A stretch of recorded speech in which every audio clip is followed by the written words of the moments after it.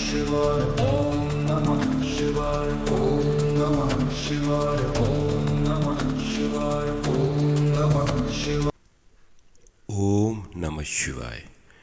शिवपुराण विदेश्वर संहिता 10वां अध्याय प्रणव एवं पंचाक्षर मंत्र की महत्ता। ब्रह्मा और विष्णु ने पूछा, प्रभो, सृष्टि आदि 5 कृत्यों के लक्षण क्या हैं? यह हम दोनों को बताइए। भगवान शिव बोले, मेरे कर्तव्यों को समझना अत्यंत गहन है, तथापि मैं कृपापूर्वक तुम्हें बता रहा हूँ। सृष्टि, पालन, संहार, तिरोभाव और अनुग्रह मेरे जगत संबंधी 5 कार्य हैं जो नित्य सिद्ध है। संसार की रचना का आरंभ सृष्टि कहलाता है। मुझसे पालित होकर सृष्टि का सुस्थिर रहना उसका पालन है, उसका विनाश ही संहार है। प्राणों के उत्क्रमण को तिरोभाव कहते हैं। इन सब से छुटकारा मिल जाना ही मेरा अनुग्रह अर्थात मोक्ष है। ये मेरे 5 कृत्य हैं। सृष्टि आदि 4 कृत्य संसार का विस्तार करने वाले हैं। 5वां कृत्य मोक्ष का है। मेरे भक्तजन इन 5 कार्यों को 5 भूतों में देखते हैं। सृष्टि धरती पर, स्थिति जल में, संहार अग्नि में, तिरोभाव वायु में और अनुग्रह आकाश में स्थित है। पृथ्वी से सबकी सृष्टि होती है, जल से वृद्धि होती है, आग सबको जला देती है, वायु एक स्थान से दूसरे स्थान पर ले जाती है और आकाश सबको अनुग्रहित करता है। इन 5 कृत्यों का भार वहन करने के लिए ही मेरे 5 मुख हैं। 4 दिशाओं में 4 मुख और इनके बीच में 5वां मुख है। पुत्रों, तुम दोनों ने मुझे तपस्या से प्रसन्न कर सृष्टि और पालन 2 कार्य प्राप्त किए हैं। इसी प्रकार मेरी विभूति स्वरूप रुद्र और महेश्वर ने संहार और तिरोभाव कार्य मुझसे प्राप्त किए हैं, परंतु मोक्ष मैं स्वयं प्रदान करता हूँ। मैंने पूर्व काल में अपने स्वरूपभूत मंत्र का उपदेश किया है, जो ओंकार रूप में प्रसिद्ध है। यह मंगलकारी मंत्र है। सर्वप्रथम मेरे मुख से ओंकार प्रकट हुआ, जो मेरे स्वरूप का बोध कराता है। इसका स्मरण निरंतर करने से मेरा ही सदा स्मरण होता है। मेरे उत्तरवर्ती मुख से आकार का, पश्चिम मुख से उकार का, दक्षिण मुख से मकार का, पूर्ववर्ती मुख से बिंदु का तथा मध्यवर्ती मुख से नाद का प्रकटीकरण हुआ है। इस प्रकार इन 5 अवयवों से ओमकार का विस्तार हुआ है। इन 5 अवयव के एकाकार होने पर प्रणव ओम नामक अक्षर उत्पन्न हुआ।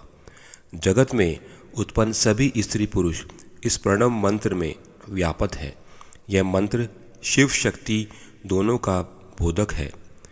इसी से पंचाक्षर मंत्र ओम नमः शिवाय की उत्पत्ति हुई है। यह मेरे साकार रूप का बोधक है। इस पंचाक्षर मंत्र से मातृका वर्ण प्रकट हुए हैं, जो 5 भेद वाले हैं। इसी से शिरो मंत्र सहित त्रिपदा गायत्री का प्रकटे हुआ है। इस गायत्री से संपूर्ण वेद प्रकट हुए और उन वेदों से करोड़ों मंत्र निकले हैं। उन मंत्रों से विभिन्न कार्यों की सिद्धि होती है। इस पंचाक्षर प्रणव मंत्र से सभी मनोरथ पूर्ण होते हैं।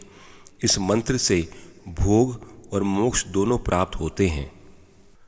नंदिकेश्वर कहते हैं, जगदम्बा उमा गौरी पार्वती के साथ बैठे महादेव ने उत्तरवर्ती मुख बैठे ब्रह्मा और विष्णु को पर्दा करने वाले वस्त्र से आच्छादित कर उनके मस्तक पर अपना हाथ रखकर धीरे धीरे उच्चारण कर उन्हें उत्तम मंत्र का उपदेश दिया।